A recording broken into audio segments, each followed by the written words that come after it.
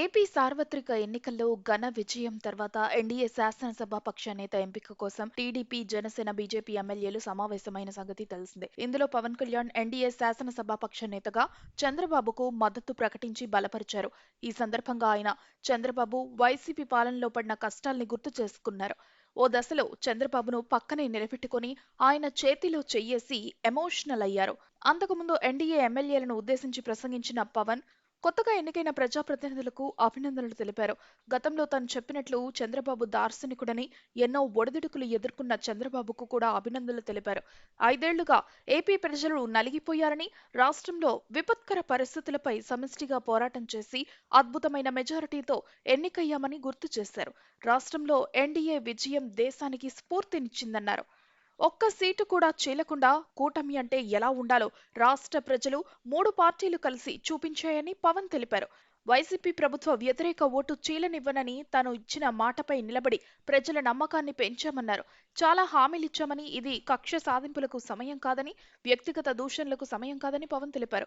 ఉమ్మడిగా ఏపీ ప్రజలు కోరుకుంటున్న అభివృద్ధిని ఇవ్వాల్సిన అవసరం ఉందన్నారు. విద్య, వైద్యం, ఉపాధి, సాగునీరు, తాగునీరు, శాంతి భద్రతల అంశంలో బలంగా నిలబడాలన్నారు. ఉమ్మడి మేనిఫెస్టోలో ఇచ్చిన హామీల్ని బాధ్యతగా ముందుకు తీసుకెళ్లాల్సిన అవసరం ఉందని పవన్ తెలిపారు. ఇలాంటి కీలక సమయంలో సుదీర్ఘ అనుభవం ఉన్న నాయకుడి అవసరం ఉందన్నారు. విదేశీ నాయకులను తెలుగు రాష్ట్రాలకు తీసుకురాగల చంద్రబాబు నాయకత్వం, అనుభవం చాలా అవసరం ఉందన్నారు. అనుభవంతో పాటు ధైర్యశాలి అయిన చంద్రబాబును అందుకే ఎన్డీఏ నేతగా ఎన్నుకుంటున్నామన్నారు. ముఖ్యమంత్రి అభ్యర్థిగా శ్రీ నారా చంద్రబాబు నాయుడు గారి పేరుని జనసేన పార్టీ పక్షాల నుంచి మేము బలపరుస్తున్నాం.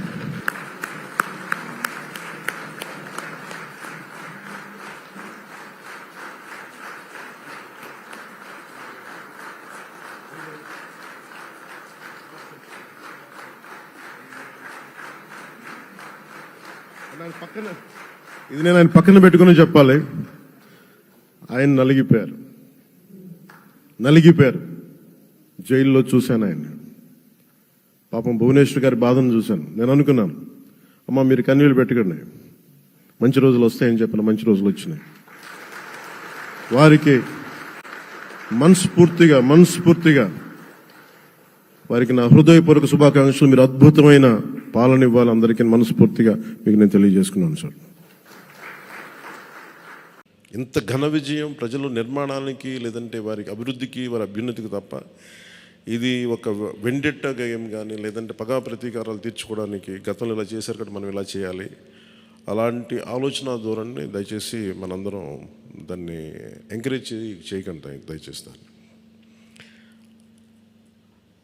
అలాగే చాలా చాలా క్షేత్రస్థాయిలో ప్రతి ఒక్కరూ అందుబాటులో ఉన్నాం, నాతో సహా.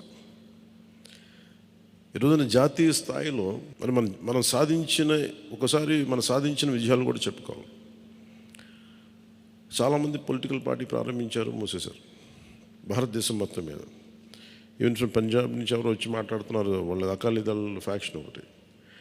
మా నాన్నగారు స్టార్ట్ చేశారు, మేము స్టార్ట్ చేసి ఇనిషియేట్ చేసి ఆఫ్ చేసేసుకోవాల్సి వచ్చిందని. మన ఎన్నికలకి మనం సాధించింది from a registered political party నుంచి రికగ్నైజ్డ్ పొలిటికల్ పార్టీ.